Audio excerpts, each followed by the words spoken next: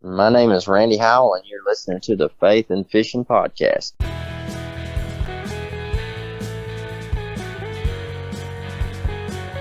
Welcome to the Faith and Fishing Podcast. I'm Cam.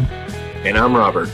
In every episode, we're bringing you faith stories and fishing memories from some amazing members of the fishing community. So join us as we shed a positive light on all things faith and fishing.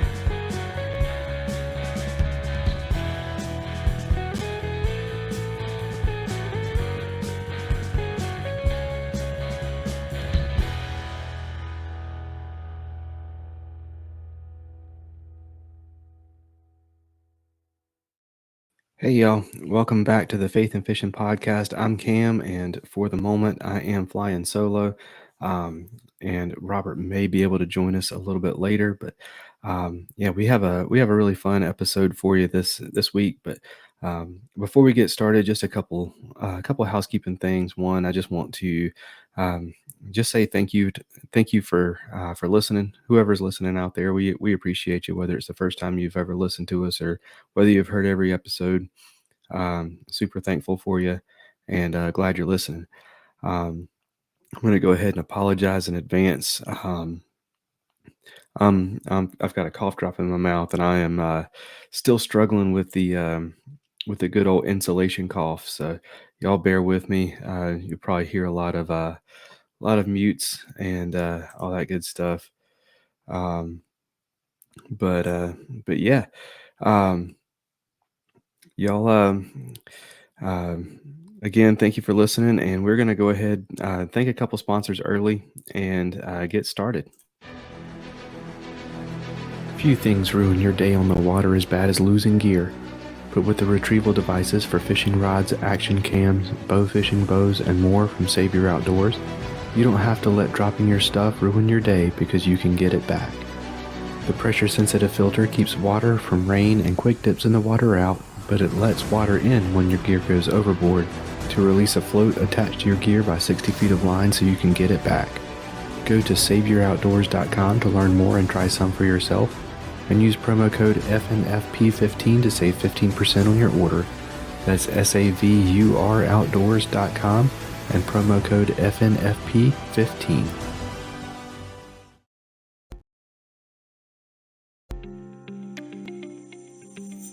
A huge selection and crazy fast shipping is already enough to turn heads as an online tackle shop, but Omnia Fishing sets themselves apart with their ambassador program.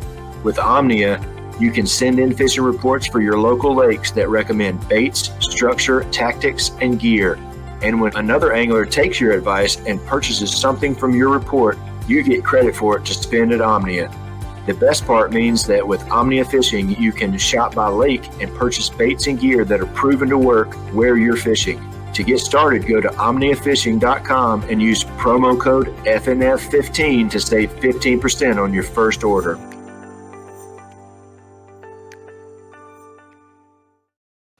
All right, so this episode, we have a fun episode planned.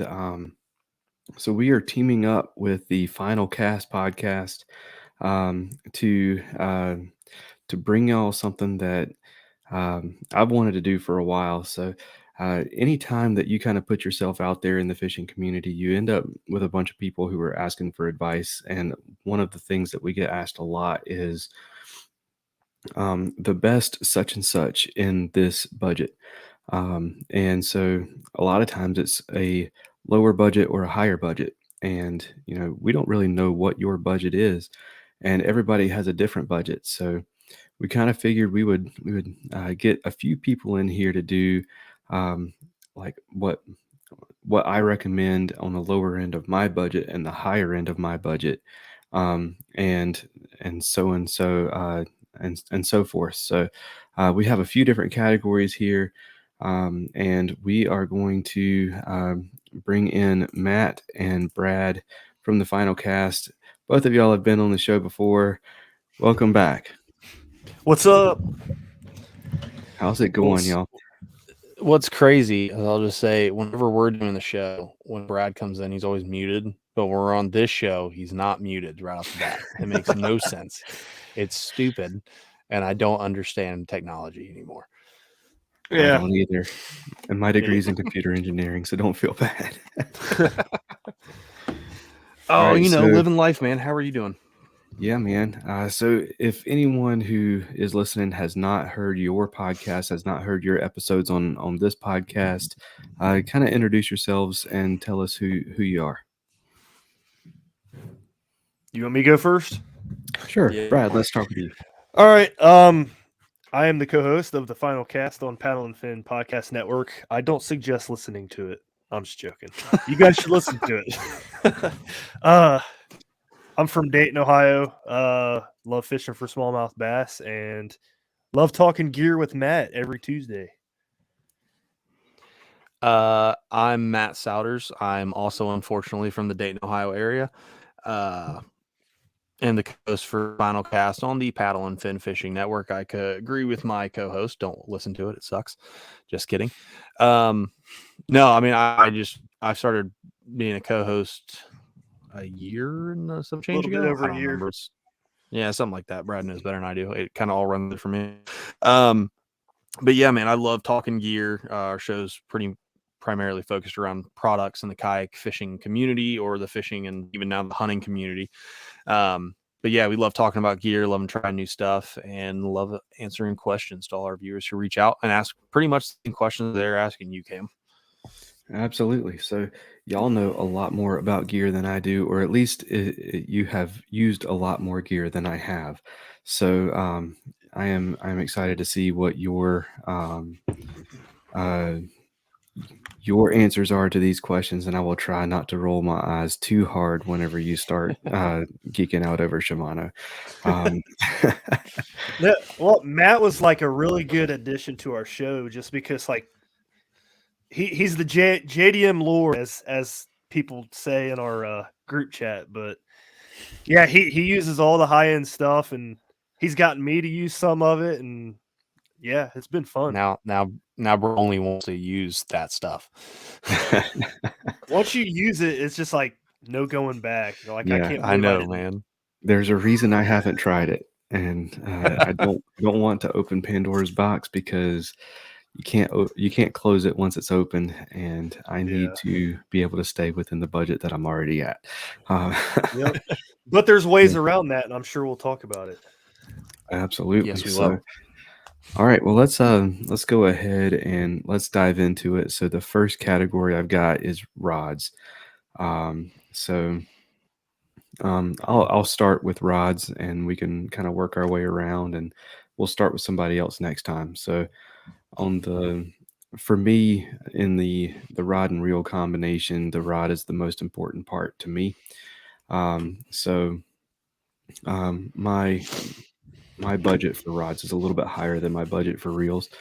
For the lower end, at $129.95, I am saying the Cashin Element series. It's one of their newer series. It was made for the kind of that entry level or that entry budget level. But I mean, they are light as a feather, have the cork handles, which is something that Cashin has never really been known for. They've always had the carbon fiber grips and they've got a whole bunch of different ones. They've got a even an inshore series for the Element series. But I mean, it's they've got the multi-purpose. They've got your Ned rig rod. They've got all these different ones. And I mean, the only parts of any of Cashin's rods that were made outside of the United States is the line guides and the reel seats, because they're Fuji.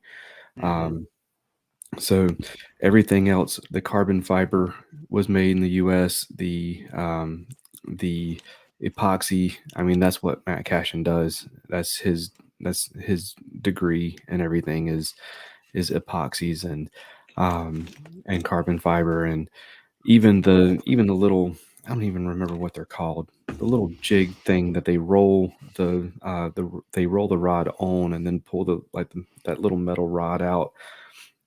Even that thing is made in the U.S. So really awesome product, but I will say compared to their other series, the line guides are a little bit bigger, and it's um, not as much carbon fiber like in the handles and such. So, and on the higher end, at $219.95, I've got the Cash and Icon rods. I have not used their John Cruise series yet, which is like $20 more expensive than their Icons. So if I end up trying that one and liking it better, I'll say so. But for now, the Icon sits up there. It's got those carbon fiber grips. It's got the micro line guides, a lot more of the line guides. Still light as a feather, and it's got the instead of the painted, it's not painted. It's got the raw carbon fiber feel, and I really like that. If they can take the beating that I put a rod through, it's a solid rod, and to have the sensitivity that they have and not be like I'm not terrified that I'm going to break it every time I go out. Like, it's absolutely worth it to me. So that is where Brad knows all about that. I break so many rods. Yeah, so I don't want to be the one who's breaking so many rods. I've been there, done that, and I don't enjoy it. So. I don't either, man. Ticks me off. So, stupidest Brad, way what you too, got like on for a blade rods, of man? grass. Yeah. What'd you say? So, Brad, what you got for rods, man? So I'm doing a low end and a high end. Is that what we're doing? Yeah. Mm-hmm. All right. I've said this on our show before, but the low end rod, I'm going with the Dobbins Fury just because they're not the most sensitive, but man, they are stout. Like, you're not going to break those things. They still have the sensitivity of other rods, but at $129, I think it's one of the better rods you can get, especially if you're going to a box store to buy a rod. Yep. I don't know. I have like that trust in that rod that I don't in the rods I have now, just because like the rods I have now, they're so sensitive, like the tips break and stuff if you hit them the wrong way. But like if I had all Dobbins Fury rods, I have faith that none of those would break in the situations my other rods break in. Yeah, I can definitely see that. I mean, Dobbins makes a fantastic. I didn't pick it because I knew you were going to, but I mean, they make a great rod. It's for the money, it's hard to beat it. If Cashin didn't have the Element series, the Fury would be the next choice for me. The Fury is what I had before I started switching over to Cashin. So. Yeah. There's nobody that sells Cashin around here. I've never even seen or held one, so I can't really say. Vance sells them out in Lebanon. They sell the oh Lord, the Icons. Okay. I don't know if they sell the entry level ones. I've used the Cash and Icons. I like them. They're great rods. Especially they're kind of that middle of the end price point where you can get a super nice rod and not spend like super tons of money on them. So yeah, those are awesome. I want to try their entries though, because I mean, Cashin's a fantastic company, so I'm sure those rods are great, especially at that price point. Yeah. Brad, did you say what your high option? No, my high end option, I'm gonna go with the Douglas X Matrix rod. I love those rods, but like I said, the tips break easy. I was pulling my boat through some riffles one time, and thing just like tapped my leg. Matt saw the whole thing. It didn't do anything crazy. It tapped my leg. The tip just broke off. I was like, "Are you serious? That shouldn't happen." Dude, and then like that happened. I watched it hit a piece of grass and the tip broke. Like, I love the X Matrix rods, and they are so brittle, sensitive. super sensitive, but they're gosh. brittle. Yeah, like I think you said that the last episode we did, Matt. You said the whole blank is good. It's just the tip, the very beginning tip of the rod. Yeah, and I don't get it. I haven't had the same bad luck you have. I haven't broken a rod yet. don't have any wood, so let's pretend this table's wood. But I haven't broken one yet. But yeah, I mean, those tips are, the whole link is sensitive, really all the way down to the reel seat. It's super sensitive, but I don't know if the tips are just extra thin. I don't know. The tapers are really, it gets really thin there at the top. Yeah, I mean, it tapers down to big time. It's even on the medium heavy casting rods that tapers down to like a medium light spinning. Yeah. They're super narrow at the top, but you're sacrificing durability for stability or for stability. They kind of remind me of like the higher end St. Croix rods in that sense that they feel like broomsticks. You know what I mean? Kind of. Yeah. Especially if you get an extra fast, that just feels like a nice sturdy rod. Oh, for sure. Yeah, I agree. But I think what is that made of? Like a carbon composite something or another, and that ranges composite blank. Yeah, and then it ranges depending on what length and what model you get. It goes from 289 all the way up to 369 or something like that. But I haven't gotten anything above my 7'4" rod with them. But my favorite rod from them is probably the 724F casting rod. That thing is amazing. All right. Yeah, I never stop talking about that rod, which is we just roll right into me, I guess. So I have two for top ends. I knew Brad would say the X Matrix, but if you're going to get one rod and spend a little bit more money, the 724F casting rod, it's the way to go. It's a medium B that can super light stuff, and it can also throw up to, I think it's 1.25 ounces. Yeah. It can throw heavy stuff without issue at all.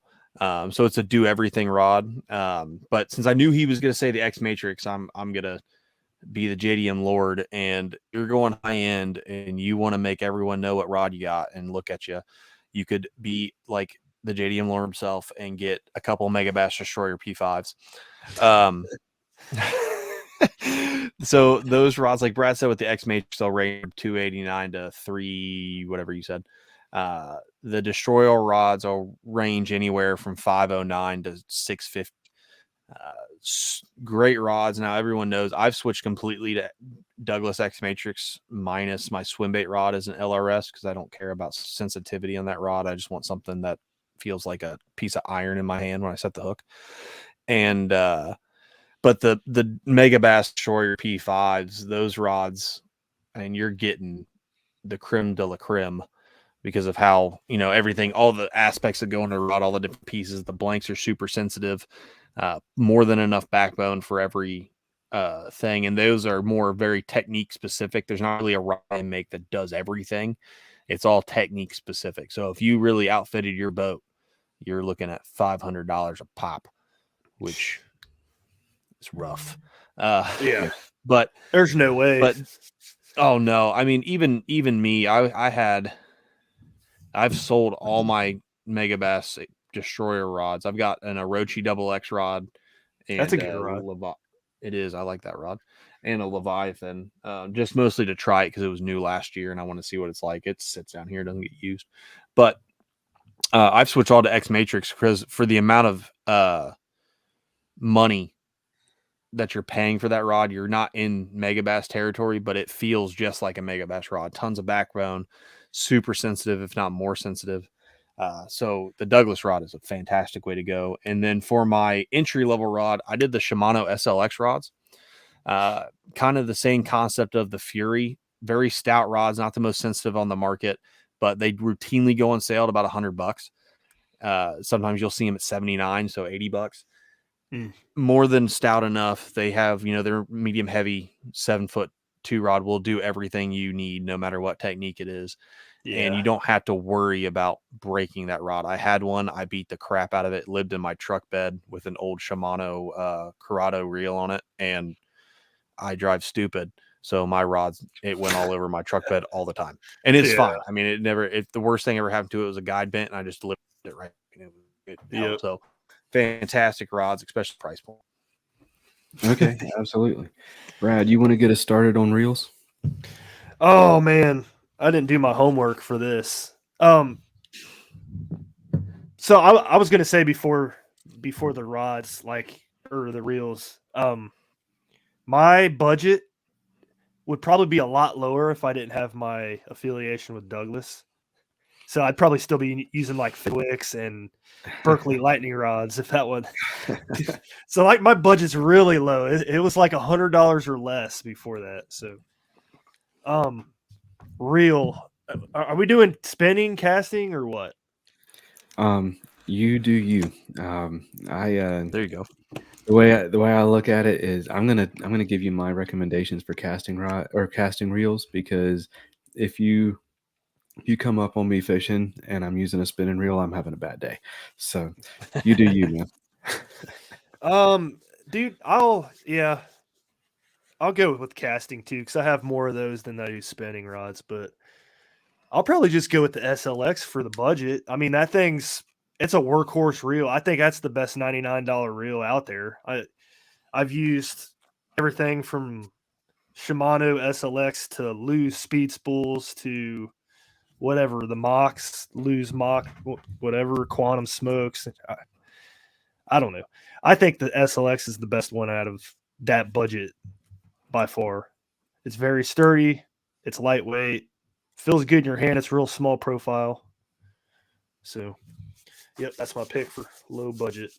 Okay. What about high? What about high, bud? Yep. Oh man, Metanium. You already know what's gonna say. You already know Shimano what's gonna be. So when I first got my Metanium in the mail, like I got the box and it was sitting here. I picked it up. I was afraid at first. I was like, did this guy forget to put the reel inside the box? That's how light this thing is. Like it felt like a piece of cardboard. That's it. I was sitting there like holding it. There's no way. I opened it and I was like, holy crap, this thing's light.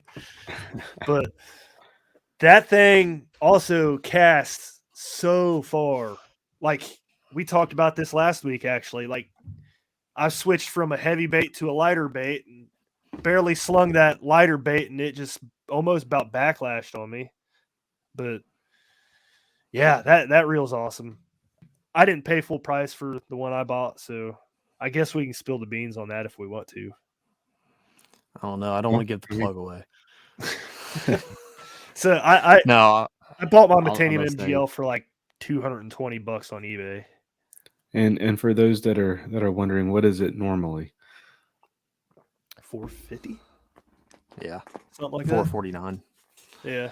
Yeah. I went with the MGL spool too on that one just because lighter weight, you can cast those things even further.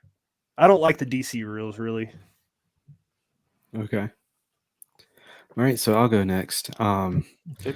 For the entry price point, the 13 Fishing Origin reels, for I think they range like $60 to $90 for that series. They are not light reels; they are heavy reels, but they are. I mean, they work phenomenally well for the price point. You're not going to beat it for $60. And so, one of the questions that we all get asked a lot is best reel under $100, and I hate saying, oh, it's this one. It's $99.99 for that. So that's why I chose this one.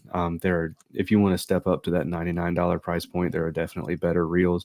I haven't tried the SLX yet, just because I'm not a Shimano guy, but I'm stubborn like that. But I will say that the Origin, I mean, little things like the spool tension knob is not plastic like most that, like even a lot of $99 reels, that tension knob is plastic, and that's just one of those little things that just makes it stand out a little bit. And for the high end, I used to have one and I regret getting rid of it, and I've kind of been scouring Facebook Marketplace again. A Lew's BB1 Pro. It's at $199.99. Oh, he's got one right there. Oh yeah. This is original BB1 Pro too. This is a 2014 BB1 Pro that doesn't get used any year at all, but every year I tear it apart and I clean it.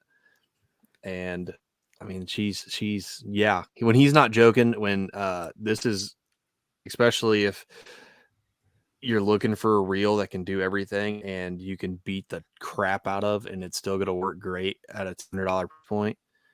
Bam, BB1 Pro.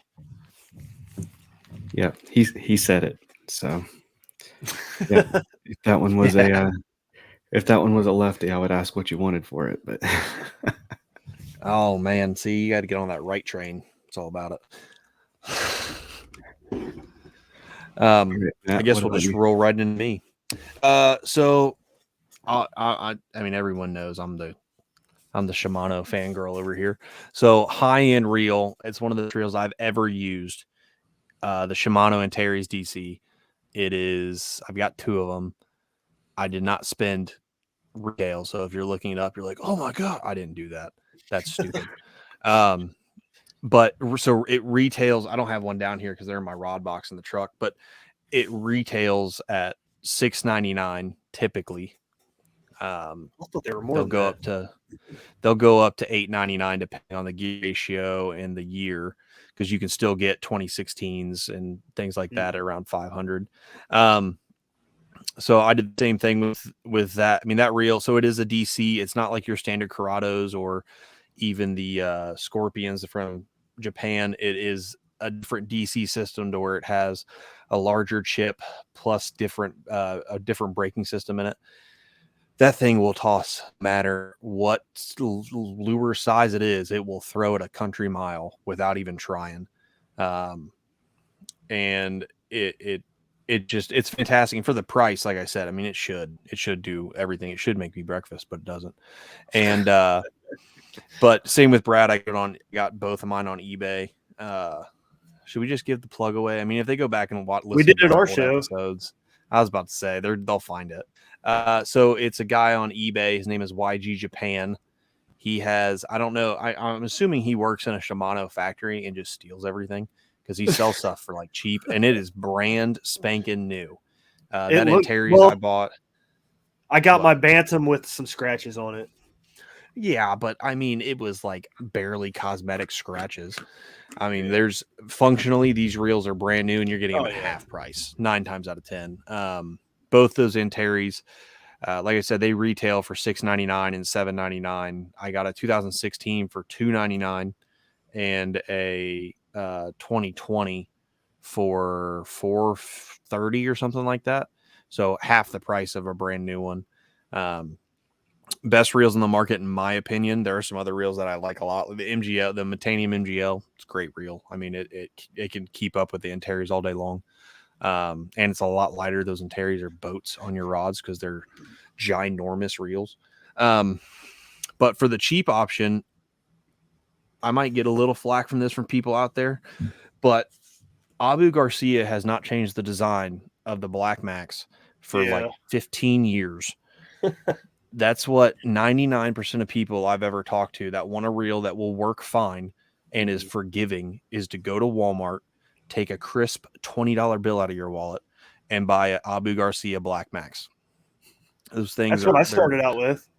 It's what a lot of people started out with. I started on big old round reels. I wish the Black Max was around when I was a kid, because those things suck to cast.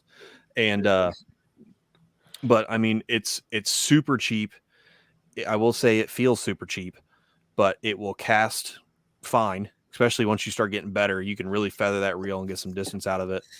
It will, it's durable. Like I said, it feels cheap, but it will hang on to run around, especially for bank anglers who have 3 or 4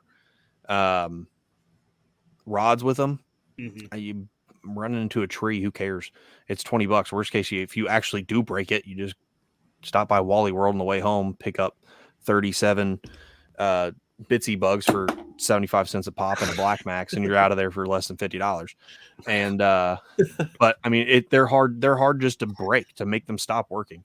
I have one. It's in the mess of stuff I have in my, what Brad likes to call my tackle shop of a basement, and I've had it for like 8 years. I've oiled it twice, and I promise if I take it out right now, after I dipped it in mud, it would still cast. It is the AK-47 of fishing casting reels.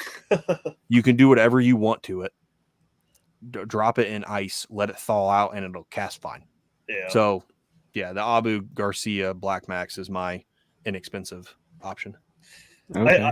I started out with the Black Max, and I spooled it with spider wire. Oh, there you go. There's the age when spider wire wasn't poo. Yep. Yep. Oh, it bled all over your hand though. That was the thing. It did. Well, I'll say a lot of braid back in the day bled all over your hand. I mean, Power Pro bled on me, and that was like I felt Power fancy. Pro still does. Well, that's why you get Sunline X Plasma, and you call it a day. It doesn't bleed, and it's awesome. All right. So if you did do your homework, and I didn't specify this, but I might throw a monkey wrench in here for you, but you're going to a big box store and buying a rod and reel combo. Your high end, your low end. Matt, you can get us started. So for high end, it's if I had to go and buy a combo, combos in and of themselves are starting to get a lot better. Back in the day, it was a 9 times out of 10, it was a Black Max on an ugly stick, or it was like if you ever shopped at the old Gander Mountains, it was Sakanas, and which actually, hey, little tidbit, Sakanas aren't made anymore, but if you ever find any of them, they're made by Luz, so they're not terrible. They were Sakana combos and like really cheap Daiwa combat sticks and cheap ones, but they've gotten a lot better. If it was me and I'm going to a big box store to buy a rod and reel combo, I would be, for my high end, it's the Luz Pro TI combo. You'll find them for $399, right in there between $300 and $400. That is a Luz Pro TI reel, which is their top dog reel that you can get, plus a Pro TI rod, which is based off the speed stick rods, not the TPs, but the next step up. Good rod, good sensitivity, good backbone for the price point it's at. It's one of the better combos you're going to get. I don't know what else on the market combo wise is really going to beat it. Abu will have their Revo combos, which aren't terrible. I'm just not a huge fan of newer Abu stuff. And then for the inexpensive combo, Daiwa makes for their CH80 reel, and then it's just a Daiwa rod. I think you'll find them around for $100, $110 for what it is. The CH80 reel is not a bad reel, but it's perfect to get you into it, or even drop down a little bit more and get a ugly stick speeds or what's the carbon. You can get an ugly stick carbon rod with either a Black Max on it. Sometimes you'll find it with Rebos on it for like $130. And those carbons, that I've never used one in the water. I mean, Robinson uses them on the Bass Tour and he does great. So they're probably decent, but they are sticks. It is an ugly stick at the end of the day. You'll never break it. You can go on a beaten spree in the box store once you buy it and you won't break it. And the reel that comes on it, whether it's a Black Max or, something, the reel is going to hold up fine, especially at that price point. So there's my two options. All right, Brad, what about you, man? I'll go with the I don't know if you guys ever use the Fluger President combos or not for the budget. The rod's not great, but it does the trick. But the reel is what makes that combo great. Like sealed drag and everything. It's great for a wade fisherman. I used to dip mine in the water and crack. So all I used to do was wade fish before I started kayak fishing.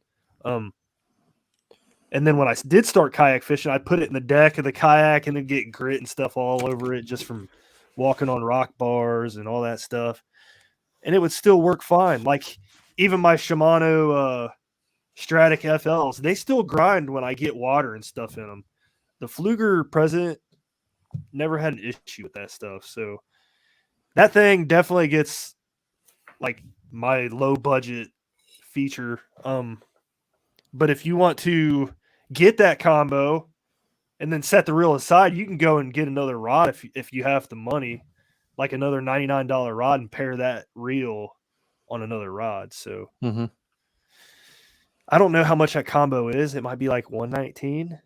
119, 120. At least when I was selling them, this was 2 years ago. But the President combos, and they actually come with Fenwick rods on them now. I didn't know So yeah, a little bit better rod. You can get that combo for like 120 to 130 bucks. What rod? What Fenwick rod? It's the HMG. Yes, they're HMGs. That's a good And rod. That's what I used to it fish is. with. Yep, and you can find them for 100. You can find them on sale for like 100 to 110, but typically they'll go between 100 and 130 right or something. Yeah, that's the I didn't know combo that. that you can just use like that. That'll work. That's if you use that combo, you don't necessarily need to up your combo because the Right. HMG rods not super sensitive, but they're sensitive enough to do some lighter stuff on the bottom. But that reel, I mean, Brad's not wrong. I got Hanfords and Stratics.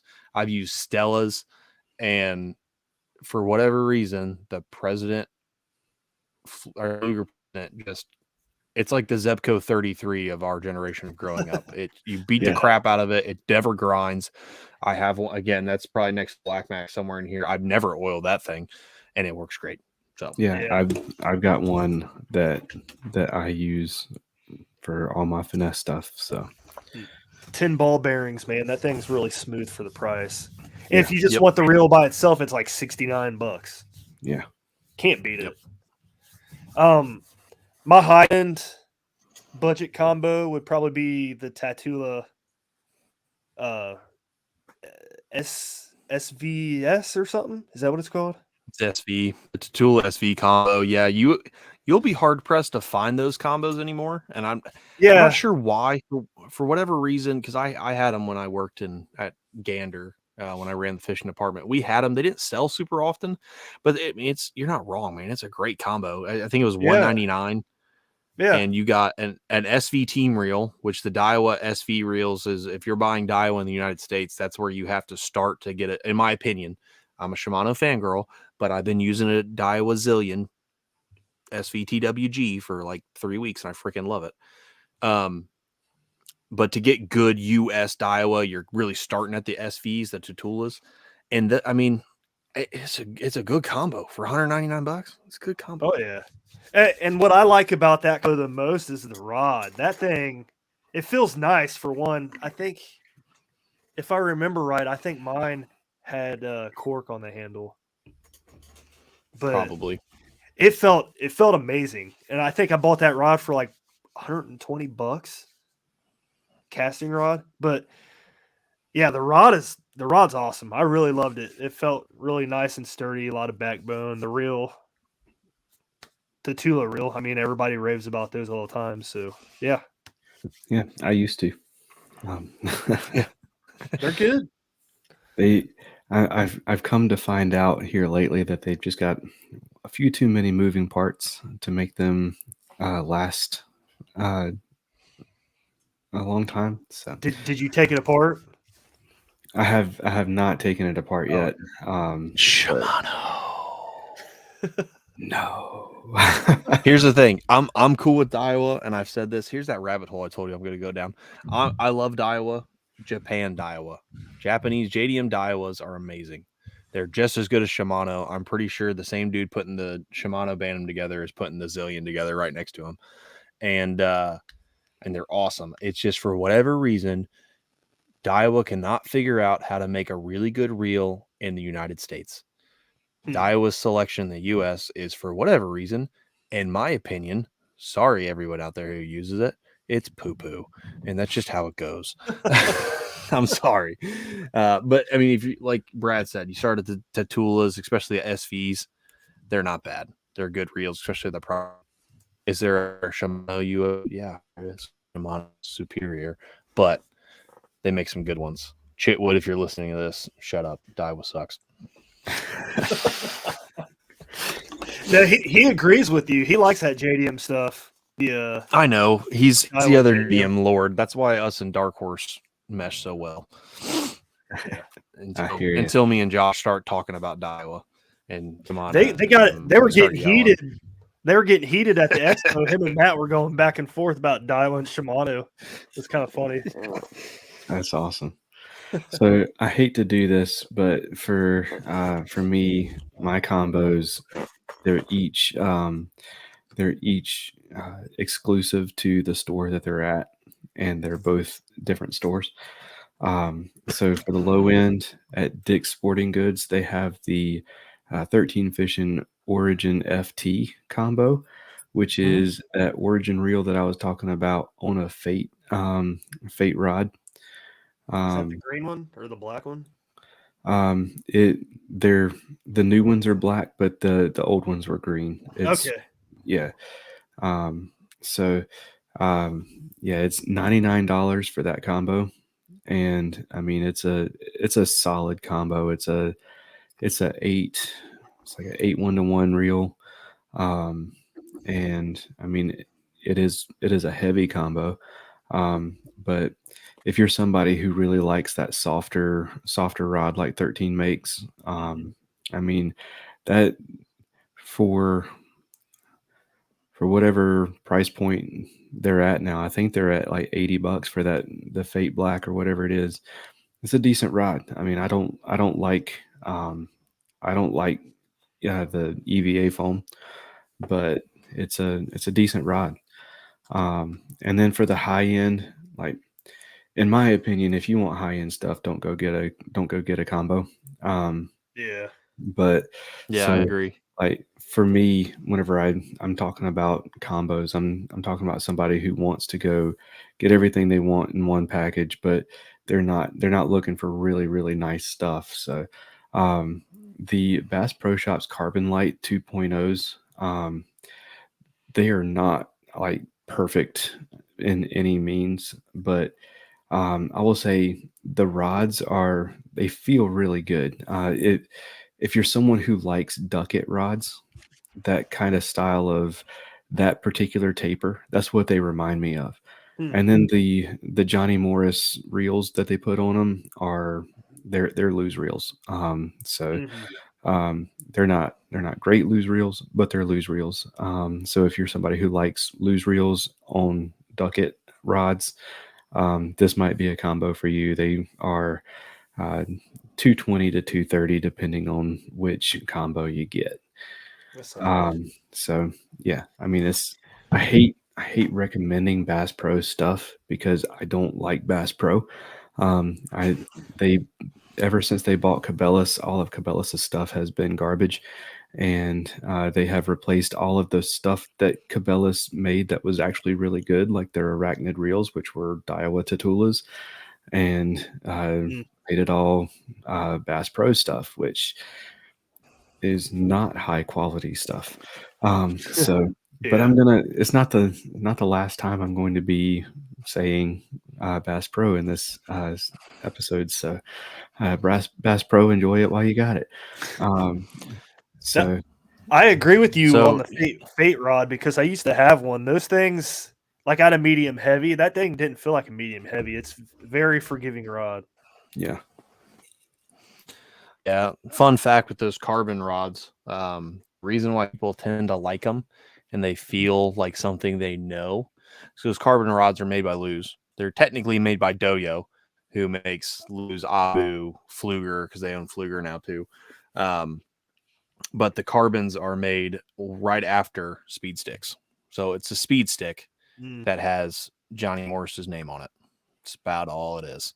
So that's why people tend to, I mean, they're not terrible rods. But yeah, I agree. Bass Pro ruined Cabela's. Long live Cabela's. Yeah. All right. So sunglasses. I will start us off, and I will preach this till the cows come home. If you want a cheap pair of sunglasses, go to Walmart, go to the fishing section, and Yum makes polarized sunglasses, 100% polarized sunglasses for $4.74. You will not beat them. I mean, they are like go and get you 6 pairs, and you still won't break $30. And I mean, for that price point, they are ridiculous. I those are my work glasses because I don't want to wear my nice glasses whenever I work maintenance, and I've already broken 2 pairs getting out of the golf cart and hitting my head on the bar. So, like, uh, like you for $4.74, I don't mind wearing them to work and knowing that they probably will not last a full year. Um, but uh, but yeah, I mean, for $4.74, you cannot beat those young glasses. On the high end, Nines Optics have some great sunglasses, and they start at a reasonable price. The Mike Anelli, or Mike Mike Iconelli um, uh, series. I think they start at $69.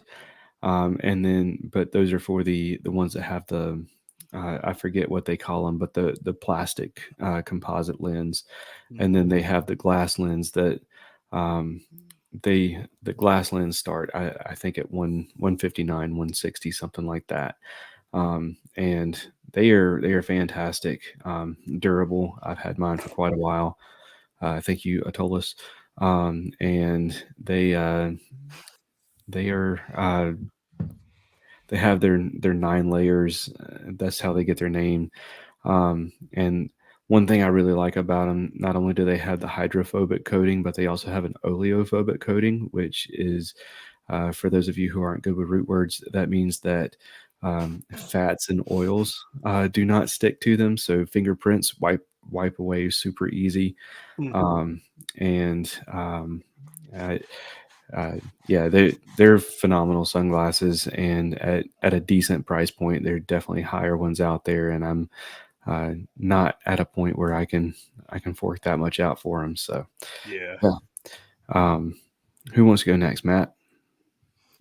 Yeah, I'll go. So for low end, I agree with you 100%. Yum, Abu, Luz. I'm pretty sure they're all made by the same people. They're like $5. They're polarized lenses. You can break them, and it doesn't really bother you because again, you can go Walmart and get your Black Max and get the Yum glasses with it. And for high end, I've used Oakley's plastic and glass lenses. I've used Costas. I've used Maui Gems. The best glasses I've ever used in my whole life are made by a company Bahio, which we had on the show a while ago. You weren't even Those on are the easily. podcast yet. I'm about to say I wasn't. I was a listener, and I listened to the show and talked to Brad, and I tried his out when we went fishing. I was like, these are amazing. They have plastic lenses and glass lenses. The glass lenses are easily, especially in our poo-poo rivers, you can see everything with them, and they're fantastic. I've never had an issue where I don't like them. The weight, because it is a glass lens, those tend to be a little bit heavier, and you kind of notice them, but I can wear them all day long and not really notice them. They're that perfect kind of middle weight. I mean, they're comfortable to wear. The lenses don't fog up.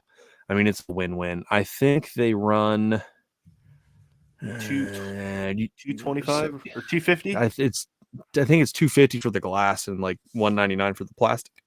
And Yeah, depending on where you're at in the country, they have different lenses that help with different waters. Like I have the pink magenta lenses; those are freshwater stained water, and I can see everything. It's awesome. Or the rose lenses, I don't remember what it is, but they're pink. Yeah, that's like it's dope. That's like the newest technology in sunglasses right now. Is that rose lens? Yeah, Yep.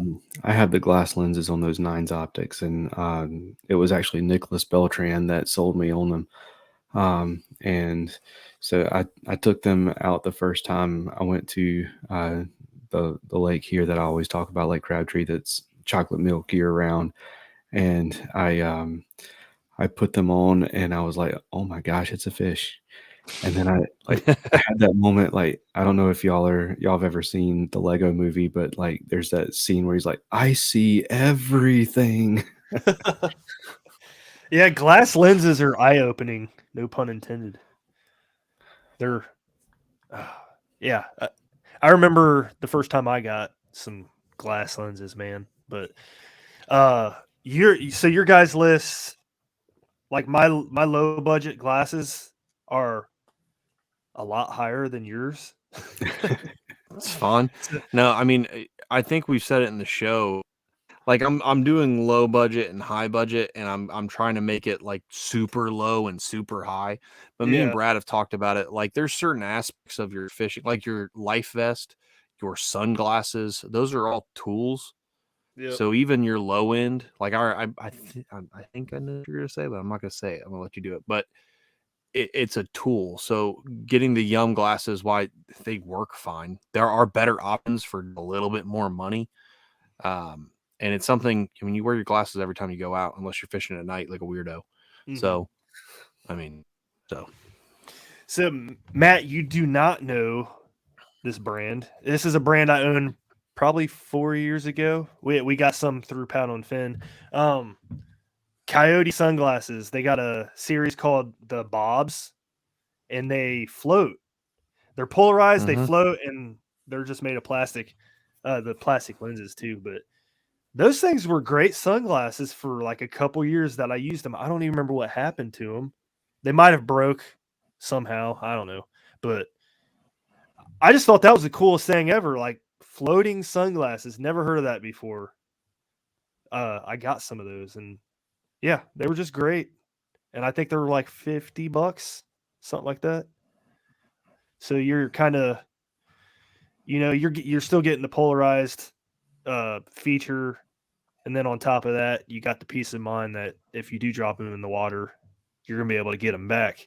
Unlike Matt Robertson, where he drops his in the water and then strips down his underwear and goes to get his. So there's my low budget. That was funny, but there's my low budget. My high budget is gonna be my Bahio nippers. What I really like about those is just the clarity of the lens. Like the first time I put it on and went outside, it's almost like you were looking through like reading glasses, crystal clear. And it's funny because my mom was like looking for glasses of her own, and I let her put mine on, and she was like, I didn't say anything to her. I didn't tell her how much they were or anything. She put them on. She's like, oh my gosh, these are crystal clear. I was like, yeah, those are awesome. She's like, I want some. Where do I buy them? How much are they?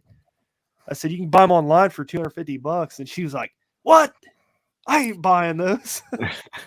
I was like, well, when you're into fishing like me, you kind of want to splurge on stuff like that because it helps you, look for logs and rocks. And I don't really like sight fishing for fish, so I don't really do that. But yeah, those things. So I had a pair of Costa white tips before that, glass lens. My Bahios blow Costa out of the water. Like, it's not even close. And like, there's like a $50 price range there. I think the white tips were $199 or something like that. But yeah, like 180 to 210, like in there somewhere. Yeah, I mean the white tips were great glasses, but the Bahios, man, there's just something about them. Like they have like the latest technology on the market right now, and they just blow cost away. And the guy that started Bahio, this is a cool little, fun little fact. He used to be the VP of Costa marketing before he started Bahio. So once they sold over to like the bigger conglomerate over in France or whatever, I don't know who owns them, he ventured off and started his own sunglass company. So I thought that was cool. And it's all based here in Florida, and they like their lenses are made from recycled trash from the ocean. So I thought that was cool. Awesome. Well, since you have owned like 400 of them, Brad, let's let you start the kayak section. High end and low end kayak.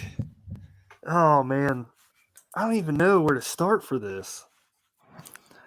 I can tell you, for me, I started at, when I say high end or low end, I'm not saying, this is just me, I'm not saying the Walmart special. I started at like a lower end kayak or fishing kayak that you can buy and not have to replace 6 months down the road because you hit a rock and it split in two and you almost died. Mm-hmm. So yeah, that's what I did. I'm just trying to think back because I don't want to mention the two crappy ones I started out with because they're not even worth it. Like No, I agree. After being in kayak fishing for 10 years now, it's just like I know what to tell people to go for, and I know what to tell people to stay away from. So if you're going to buy a budget kayak, I'm going to suggest starting off with like a Crescent light tackle or something, or even like a Bonafide RS 117. I mean, you can do both. Like those two kayaks, you can do river fishing, you can do lake fishing. You can put motors on them. You can put bow mount motors on them. You can put the stern mount. I don't know. They're versatile kayaks, and they don't break the bank like some of these higher end kayaks do. But I can go on and talk about this question, so I don't know how much detail you want to go into, but yeah. Like a crescent light tackle would be your pick then. Yeah, Something that like or a that. Bonafide RS 117. All right. What about high end? Hobie PA. Probably no surprise, but I just think that's the best big boat on the market, man. I mean, it's probably not suitable for rivers, but if you're a lake guy and you don't mind spending the money, Hobie PA, I think that's the way to go. That thing's comfortable, man. It's big, has a ton of space. It's pretty stable. I'm not even a Hobie guy, so I mean, I owned a Hobie for like 4 months. So that's my unbiased opinion. And we don't even sell Hobies at the shop, so there you go. All right. What about you, Matt? So budget entry level kayak. I said the Bonafide RS 117, mostly because I have a lot of experience in that boat.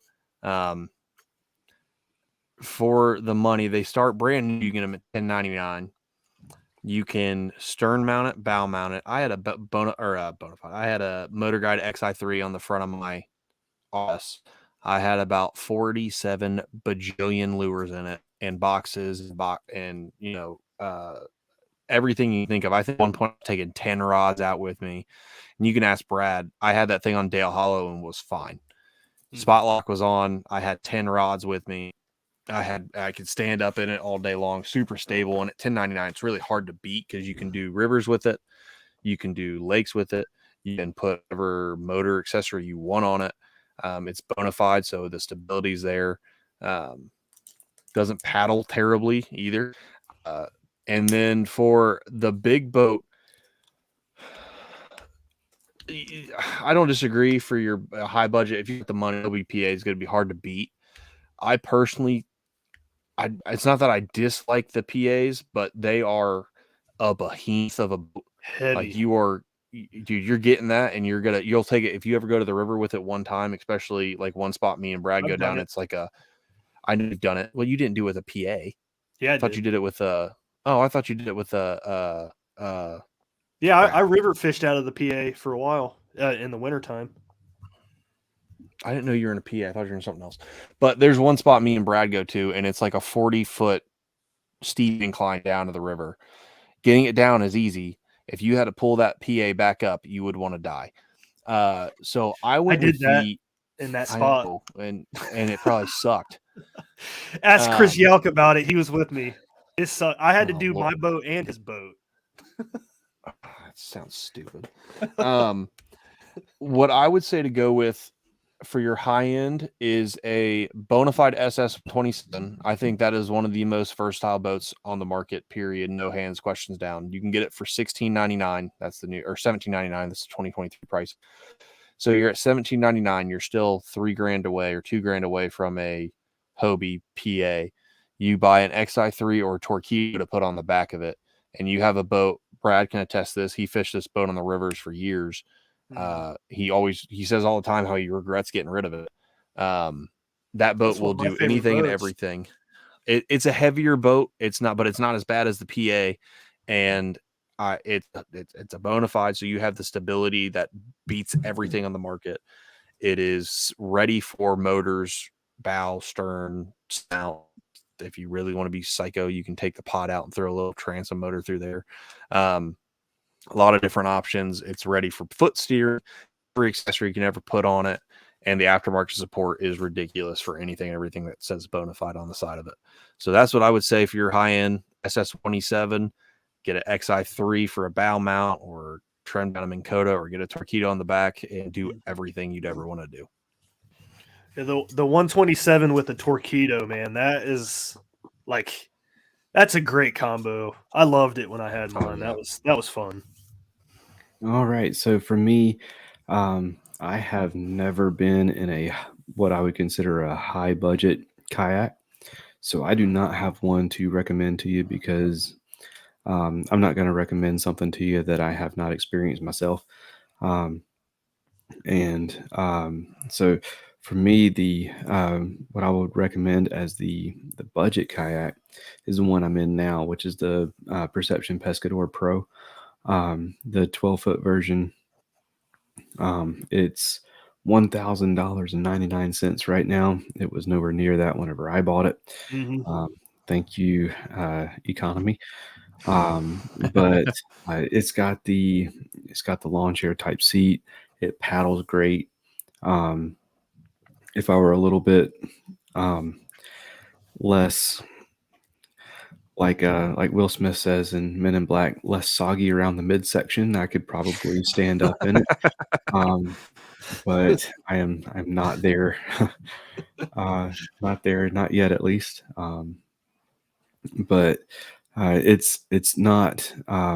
It's got the same kind of bow shape as the or not bow shape, hull shape as the Sholey, that rounded out kind of. So it's not the tri-hull type thing like a bona fide, but so it's got a lot of secondary stability. I think it's 33 inches wide, 12 feet long, so it paddles great. You get decent speed, and it's got a lot of features that a lot of similar price points don't have. Like it's got the recessed area for your transducer, and with the threaded inserts. It's got the replaceable skid plate on the keel. So the only thing I really wish it had was internal storage, or a little bit more in terms of that. But that, and like being big enough to do like horizontal rod storage and stuff. But I mean, for the price point, it's definitely not going to be the best option out there. It just happened to be the one that I got a hold of that had the certain features that I was looking for. And I don't remember what exactly it was about the RS that I steered away from. It might have been that at the time it was, $200 more expensive, which it's funny, it has stayed the same, and the Pescador has leapfrogged it, even though neither boat has changed. Yeah. I will say this about the Pescador lineup from Perception, and pretty much any lineup from Perception, their rod holders suck. Yeah. They are not worth calling rod holders. It's just like a hole in the boat. It is. It is. There's not a rod on the market that you can put in this thing and expect it to stay there. It is a recessed place for you to buy their accessory and stuff it down in there, and their accessory sticks up like 10 inches off of the boat. And that is just too high for I'm all for elevated rod holders, but that's just too high. So I use the rod holders on my Blackback and some Omega rod holders, and I don't even use those things. The only thing those things are good for is I take that back. I put my anchor there. So that tells you how wide those things are. But so yeah, that's my pick for kayak, because like Matt said, I'm not going to suggest the one that I started out with, because whenever I cut the bow mount, or the bow hatch, I cut the hole with a pocket knife. So if you're Oh, geez, going that's over crazy. if you're going over a boat ramp, it's not going to take long for that to tear a hole in the bottom. Yeah. Yep. That's why I And tell then- people, man, when they say, "Oh, I'm going to get a Pelican," I'm like, you might want to wait because it's not even 1/8 inch thick plastic on that thing. Yep. I will say the Pelican plastic is a lot more sturdy than the Sun Dolphin plastic, but the Sun Mhm. Dolphin, that's not saying much. Yeah. But I will say I tried a Pelican Catch 120, and that was my upgrade from my middle boat to the next, and I had it for 2 months. I Yeah. took it out. I took Yep. it out twice, and so I was going from a boat that was like, I think 28 inches wide. So I mean, it was, whenever I went at it with um, like with decent paddle strokes, it was a rocket. Like, Yeah. it was I believe nothing it. for me to Yeah. get 5.5 miles an hour on it. Like, it was a rocket. And going to the Pelican Catch 120, I quickly learned that being able to stand up was not near as important to me as being able to get to my spot to fish before sunset whenever I Mhm. started at sunrise. Yeah. That Pelican, like, I think whenever I paddled with everything I had, it maxed out at like 2.5, 3 miles an hour. And that was just, it was not sustainable, and I wasn't having it. Yeah. All right. So,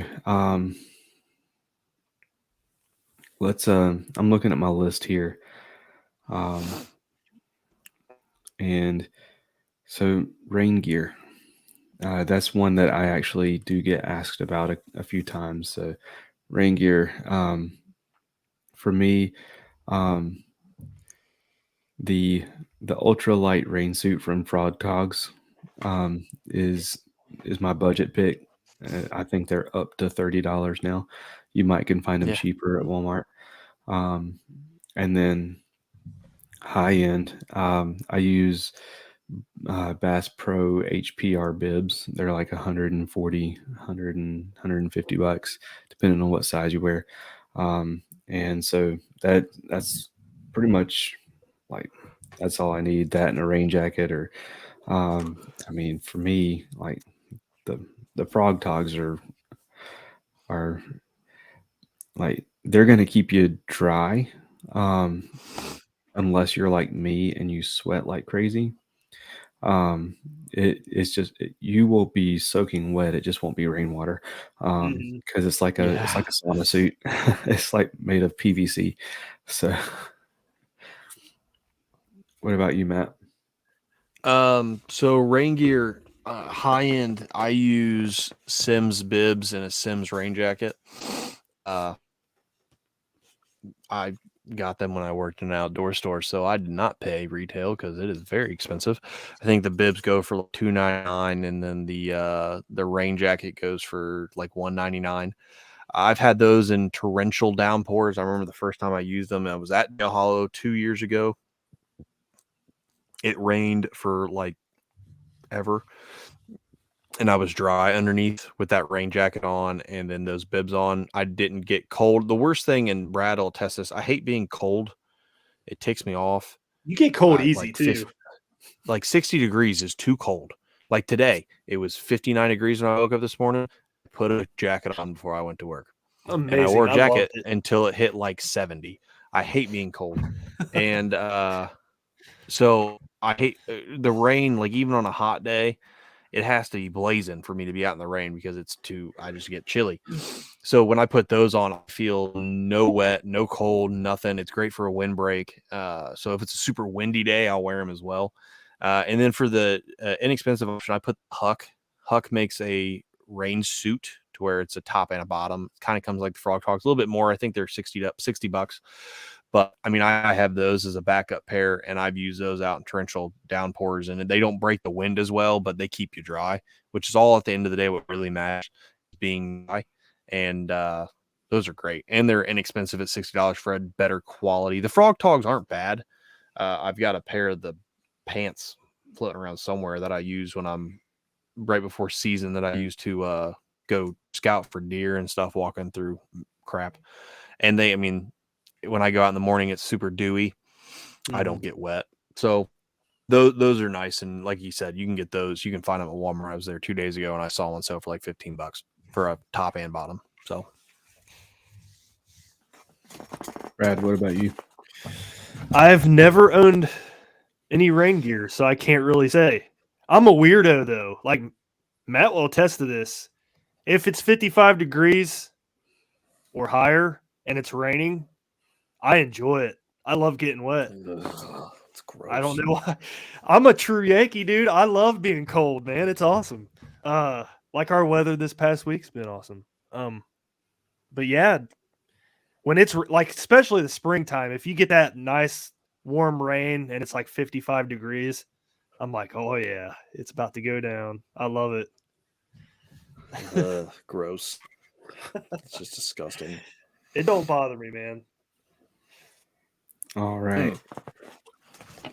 All right, let's do electronics. So, Matt, you want to start us off with electronics? Yeah. So for this is hard. So it depends. If I'm on a lake, I use, and this is like, oh no, I broke my camera. Whatever.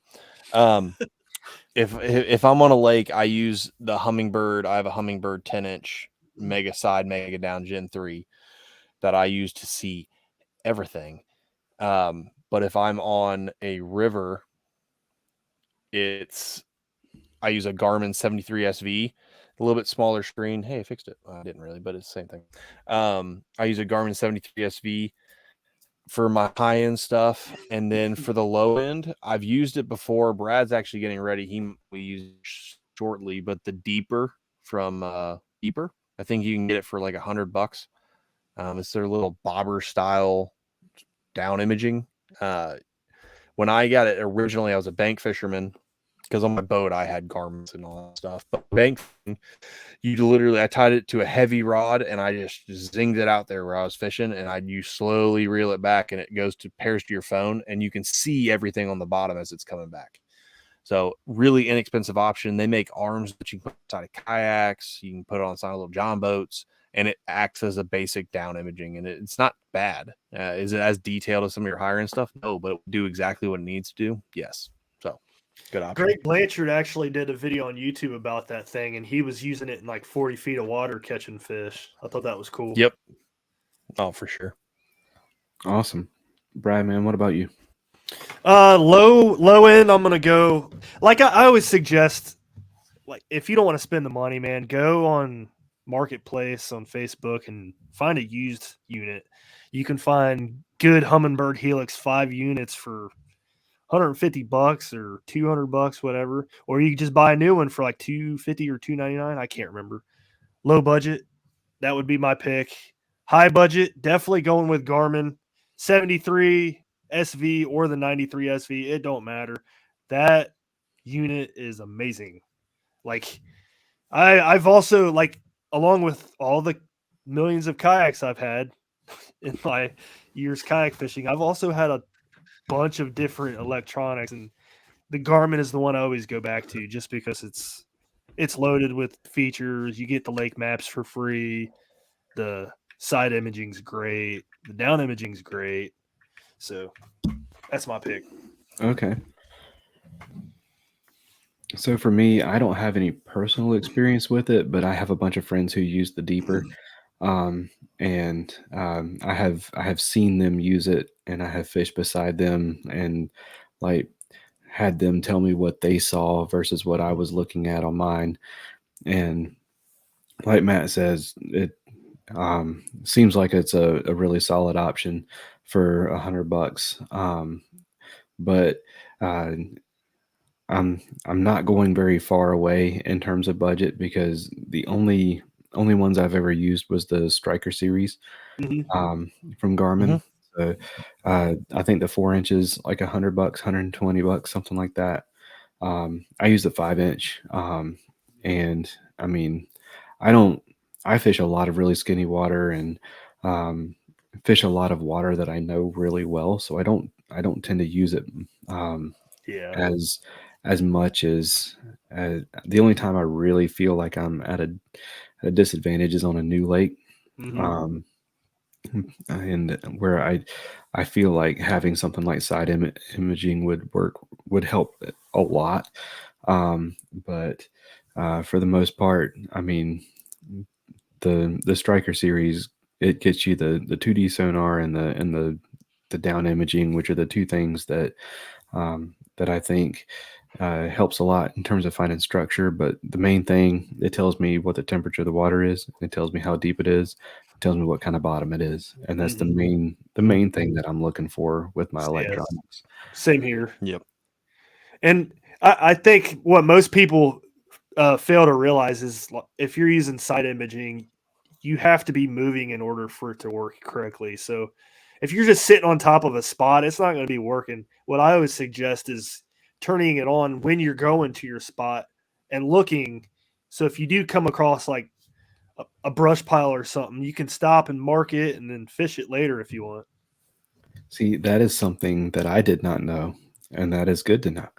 Yeah. All right. So we're gonna end it with this one, and I am interested to hear what y'all say on this one. Motors. Matt, go for it. All right. So inexpensive. I'm going to have 3 different levels here. Super inexpensive, getting you on the water.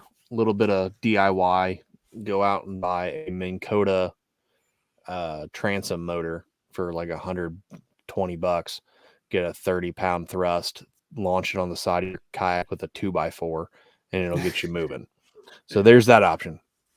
Second option is what I'm currently using, which is the Newport NK180. That is a 24-volt system, stern-mounted motor. It mounts directly to my kayak. Well, has it on his Crescent Shoaly. It mounts directly to the back. 24-volt system. I use a lithium-ion battery with that. With the whole kit and caboodle, if you're buying it all, you're looking at $999 for the motor and then about $800 for the battery. And then the next option up, which is it's hard to beat. I've been in a boat. I haven't used it extensively. Brad's used a lot more than me. The Torqeedo, probably the 1103.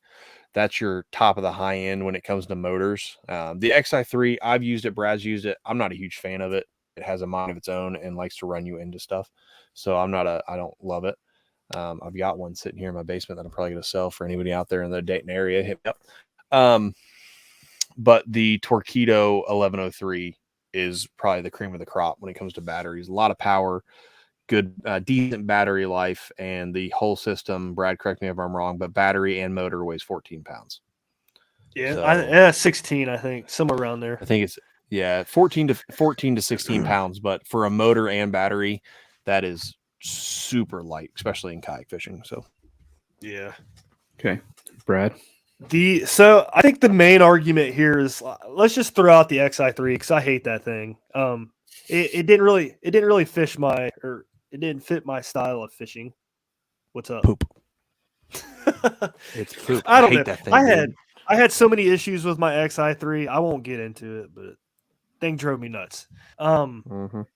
So I think the real argument here is like the Newport versus the Torqeedo, and I know we could probably do a whole show on this, but pros and cons of the Newport, you know, you're spending less money. You get to use your own battery, but it's heavier. As Torqeedo, you know, you're getting a whole lighter system, but you're spending more money, and it has a little bit more power.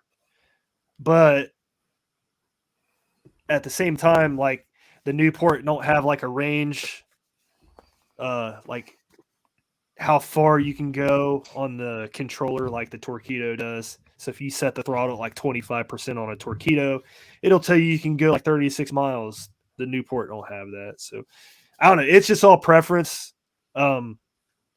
If if I had the money, I would definitely go with an 1103 for sure. That thing, we saw Jimmy down at Dale Hollow. He was waking me and Matt to the point where like my boat was rocking. I was like, dude, you're gonna knock us out of the kayak if you don't stop me. Just sitting there laughing. But I don't know, man. I don't really know what to tell anybody there. I just, weigh the pros and cons of each one and decide for yourself. All right. So for me, my high-end motor, I'm going to say, is the Bending Branches Angler Ace because I fish out of a kayak. I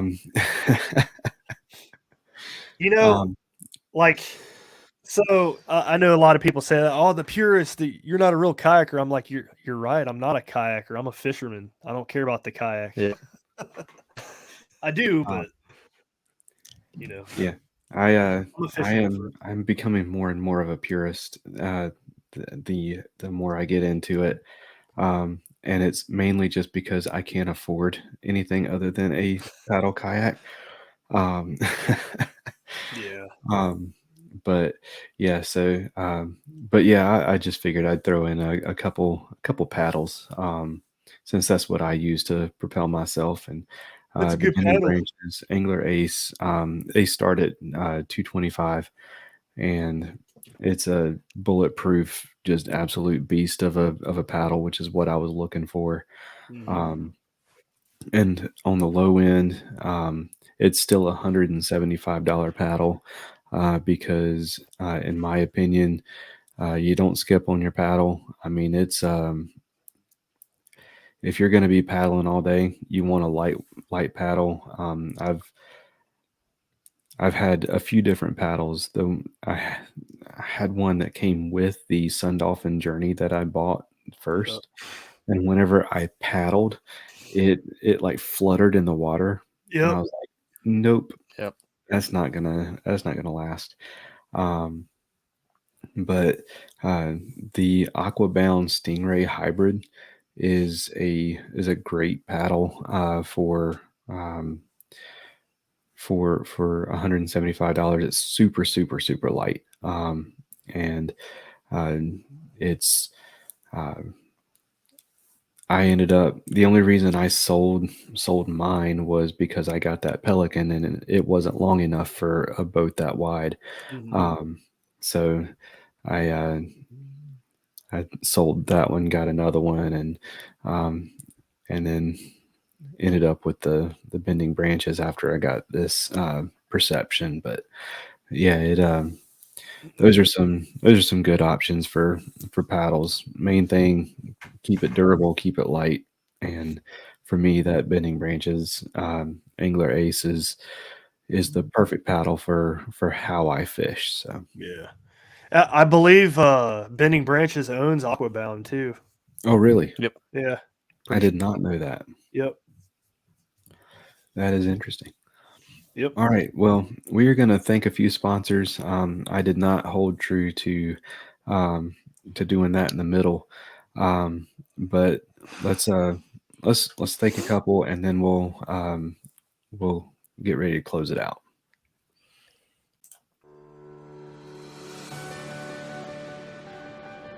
If a fly rod is your weapon of choice, check out Atollas.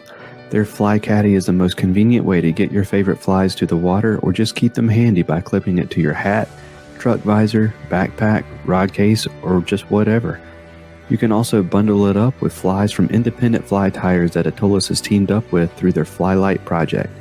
Choose from bundles specializing in redfish, carp, saltwater, or freshwater. Head over to atollas.co, that's ATOLLAS.co, to get your Fly Caddy today and use promo code faithnfish15 to save 15% on your order. That's faith the letter N, fish the number 15 at checkout for 15% off.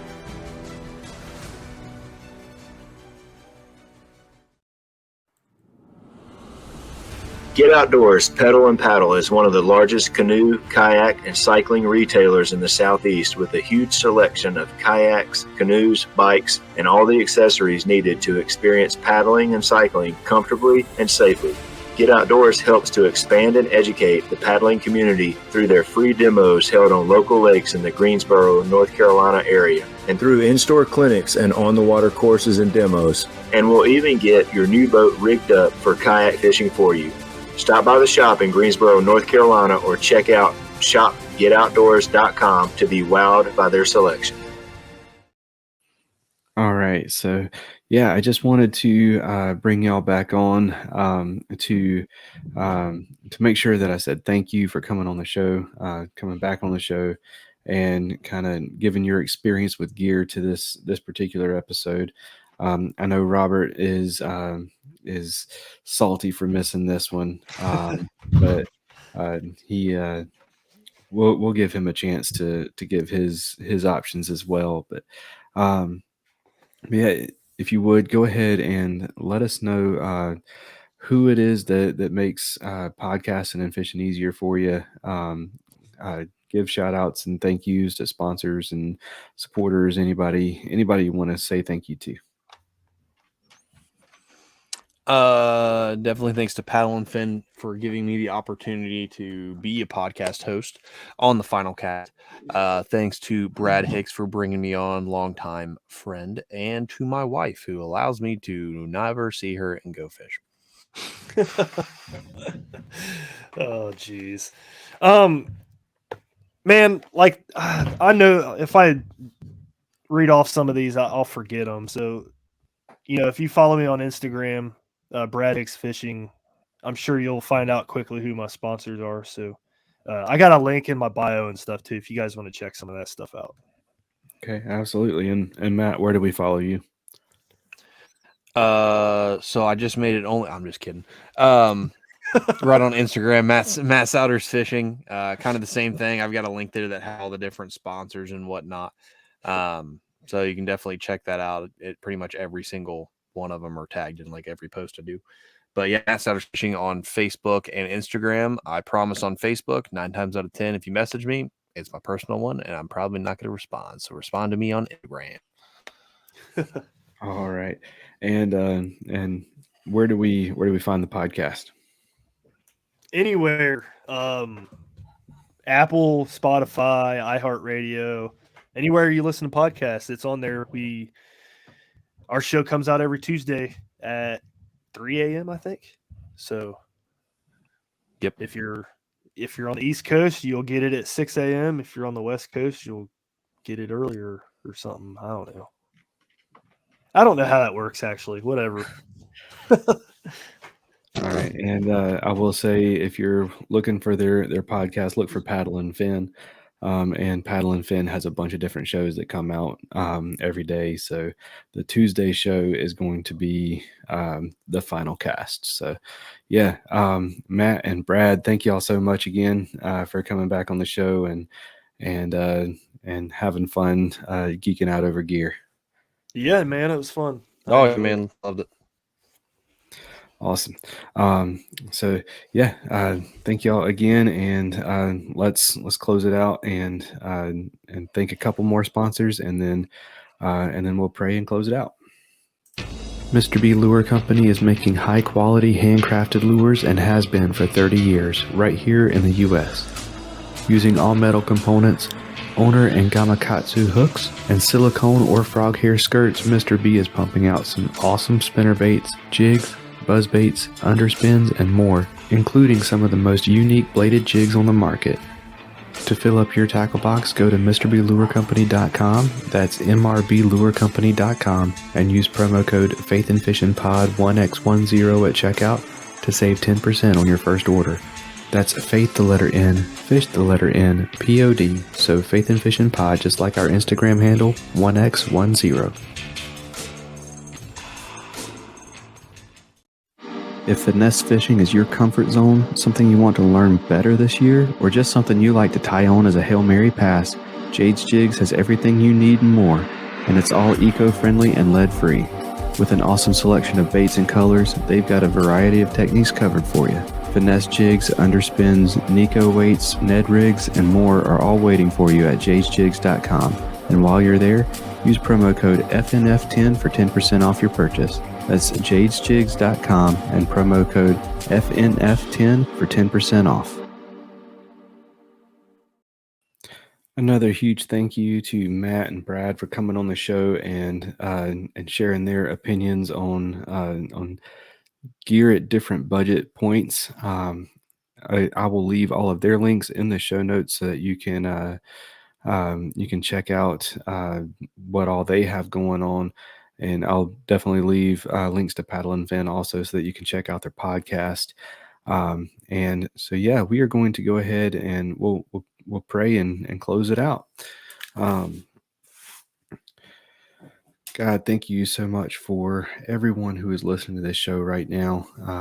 Thank you for the fish that you have created for us to go out and have this obsession with and chase and hunt for. And thank you for Matt and Brad. Thank you for what they are doing in the fishing community. Thank you for what they mean to so many. And thank you for the difference that they're making in people's lives. God, we ask that no matter what it is that the listener right now is going through, because we know they're human and that means that they're going through something, we ask that you meet them where they are, give them what it is they need to make it through whatever it is they're going through. God, it's in Jesus' name that we pray. Amen. All right, y'all. That is going to do it for this episode. Y'all take care and God bless. Thank you for listening to the Faith and Fishing podcast. Faith and Fishing is produced and hosted by Cam Steele and Robert Randolph and is sponsored by Savior Outdoors, Jay's Jigs, Get Outdoors Pedal and Paddle, Mr. B Lure Company, Atollas, and Omnia Fishing. Don't forget to join the Facebook community, follow us on Instagram, and subscribe, rate, and review us on whatever app you're listening on. That's going to do it for this episode. Y'all take care and God bless.